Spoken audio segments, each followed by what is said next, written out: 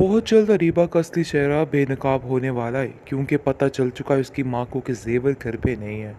इस तरह से अब सारी तफ्तीश होगी तो सबसे पहले उनकी काम वाली जो है वो सबके हत्थे चढ़ेगी। और जैसे ही उस पर ज़रा दबाव डाला जाएगा तो वो सारा कुछ उगल देगी कि आखिर क्या माजरा हुआ और क्या नहीं, क्योंकि वो जानती है कि ऐसा सब कुछ जो है वो सिर्फ और सिर्फ अरीबा कर सकती है। उसकी चोरी की दास्तानें पहले भी काफ़ी ज़्यादा मशहूर हैं, जिसकी वजह से वो उस पे यकीन नहीं कर सकती और कहती है, यार मुझे तो किसी और पे ही शक लग रहा है। काश इस शक जो है वो झूठा हो, लेकिन पता नहीं क्यों मुझे ऐसा लग रहा है, क्योंकि अब काफ़ी ज़्यादा अरीबा भी बेचैन दिखाई देने लगी है और परेशान हो चुकी है और बार-बार कह रही है कि मेरा दिल है कि मैं अपनी माँ की तरफ चली जाऊँ और वापस वहीं पे चली जाऊँ। लेकिन जी आप देखेंगे कि वो कहती है कि ना तो तुम्हारी ताबीन से बनती है और ना ही तुम्हारी तुम्हारे घरवालों से बनती है।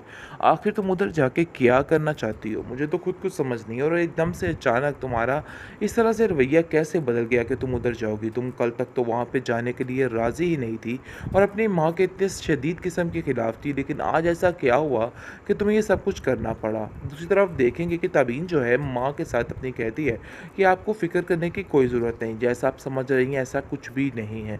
इसलिए आप परेशान मत होइए, जिस पर उसकी माँ उसको समझाती है, देखो जो भी हो कुछ ना कुछ तो करना ही है और ये बात तुम बड़े अच्छे तरीके से समझती हो कि तुम्हारा बाप तुम्हारी वजह से कितनी परेशानी में है और तुम इसकी परेशानी मत बढ़ाओ तो बेहतर है, इसलिए बेहतर यही है कि ये सब कुछ मत करो।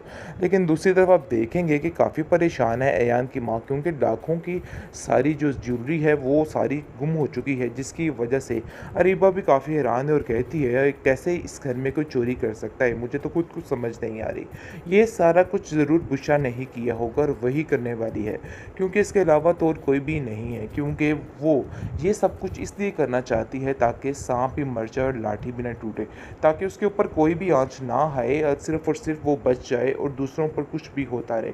उसको किसी बात से कोई गर्ज़ और कोई लेना देना नहीं है।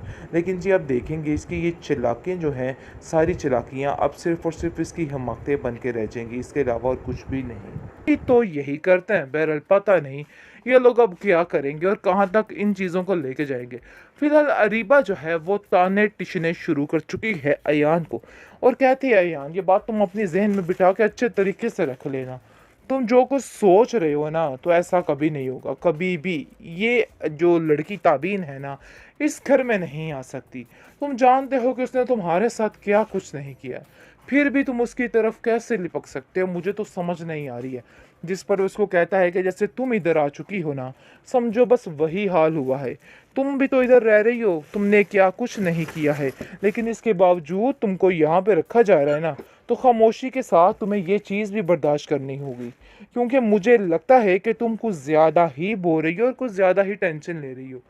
दूसरी तरफ काफ़ी एक्साइटेड हो चुके तब इनकी माँ और कहती है कि बस जो कुछ भी हो जाए, जितनी जल्दी हो सके, ये रिश्ता पक्का हो जाना चाहिए, ताकि उसकी परेशानी दूर हो जाए।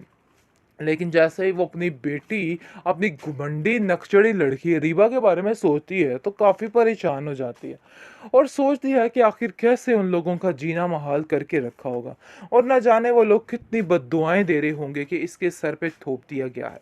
इसलिए वो फिर दोबारा से कोशिश ज़रूर करेगी और अपनी बेटी को अपने घर लेके जाना चाहेगी। लेकिन जी आप देखेंगे कि वो सिर्फ मजबूरी की खातिर ही सब कुछ कर रही है। अब उसका दिल इस लड़की से उठ चुका है, क्योंकि जिस तरीके से बड़ी महफिल में जलील कर चुकी है रीबा बार बार अपनी माँ को, ये चीज़ उसकी माँ बड़े अच्छे तरीके से जानती है। इसलिए अब वो ज़्यादा देर तक ये तमाशे बर्दाश्त नहीं करने वाली है और साफ साफ कह देगी, देखो तुमने जो करना था ना सो कर लिया है, मैं तुम्हारी किसी बात पे यकीन नहीं। तो जी फाइनली फिर से रास्ते खुल चुके हैं, फिर से इन दोनों की मुलाकातें शुरू हो चुकी हैं, यानी कि पुराना वक्त फिर से याद आएगा और बहुत जल्द सब कुछ ठीक हो जाएगा। इसीलिए अभी तक इसने शहरयार के साथ कोई आगे झमेला नहीं किया है, क्योंकि ये काम होना ही था। इसलिए वो साफ-साफ कह देती है कि देखो यार, मुझे तुमसे इस कदर हमाकत की उम्मीद नहीं थी। आखिर तुम कैसे उस लड़की के साथ इतने क्लोज़ हो सकते हो? तुम जानते हो कि रिबा ने तुम्हारे साथ क्या कुछ नहीं किया, लेकिन फिर भी तुम्हें किसी चीज़ का कोई एहसास नहीं है और तुम्हें ऐसा लगता है कि एक तुम ही हो जो बिल्कुल ठीक हो। और देखो ये बात बहुत गलत है, जिस पर वो उसको साफ-साफ कह देता है कि देखो मेरी कज़न है, इसके अलावा और कुछ भी नहीं और मेरी ज़िम्मेदारी है। इसके अलावा मैं उसके साथ कोई भी रिलेशन नहीं रख सकता, शादी का तो सोच भी नहीं सकता उसके साथ। आप देखेंगे कि ताबीन अपनी लाइफ में काफ़ी ज़्यादा मगन होने की कोशिश कर रही थी, लेकिन अचानक से जैसे ही उसकी मुलाकात अयान से हो जाती है, काफ़ी परेशान, काफ़ी बेकरार हो जाती है कि आखिर ये सब कुछ क्या हो गया फिर से। उसका माज़ी उसके सामने आके कैसे खड़ा हो सकता है, कैसे हर चीज़ जो है उसके लिए बहुत मुश्किल हो गई है, ये चीज़ उसको समझ आ चुकी है। वो कहती है अपनी माँ से कि मुझे समझ नहीं आ रही कि आखिर मैं आपको कैसे बताऊँ कि ये सारे क्या माजरे हैं। लेकिन फिर भी खामोशी के साथ हर चीज़ का और वक़्त का इंतज़ार कर रही है कि आखिर उसके लिए कैसा वक़्त आएगा और उसके साथ क्या-क्या होने वाला है। अयान फिर से उस यानी ताबीन की तरफ जाना शुरू हो जाता है और उसके दिमाग में ये चीज़ें सेट हो जाती हैं कि नहीं भई, ताबीन के साथ उसका गुज़ारा होना बहुत ज़रूरी है। बहुत ज़्यादा टेंशनें बढ़ चुकी हैं अरीबा के लिए, क्योंकि अरीबा अपनी ज़िंदगी को जितना आसान बनाने की कोशिश कर रही है ना, उतनी बदतर से बदतर इसकी ज़िंदगी होने वाली है। अब तो उसकी फूफो जान कहती हैं कि देखो अरीबा, तुम तो कहती हो मेरे पास टका नहीं है, कोई पैसा नहीं है मतलब कि, और कैसे तुम ये सारी शॉपिंग्स कर रही हो और सारा कुछ कर रही हो, मुझे तो कुछ समझ नहीं आती। अयान का बहाना बनाकर हर चीज़ को कवर करती जा रही है।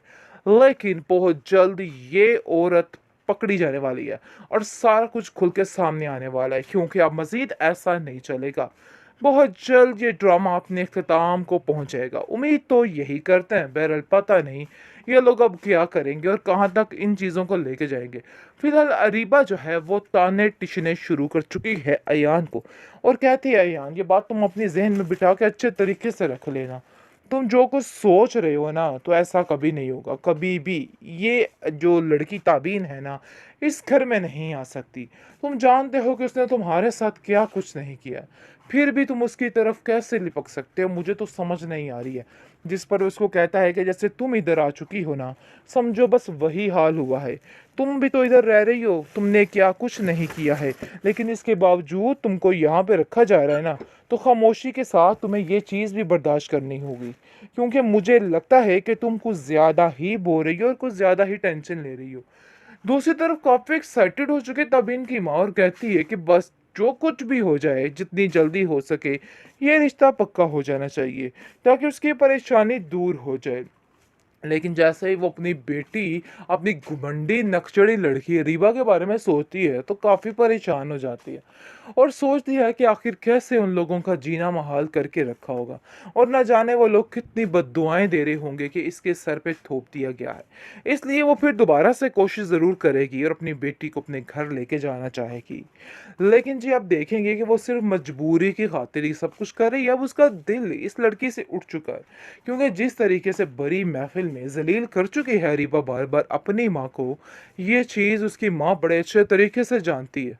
इसलिए अब वो ज़्यादा देर तक ये तमाशे बर्दाश्त नहीं करने वाली है और साफ-साफ कह देगी, देखो तुमने जो करना था ना सो कर लिया है। मैं तुम्हारी किसी बात पे यकीन नहीं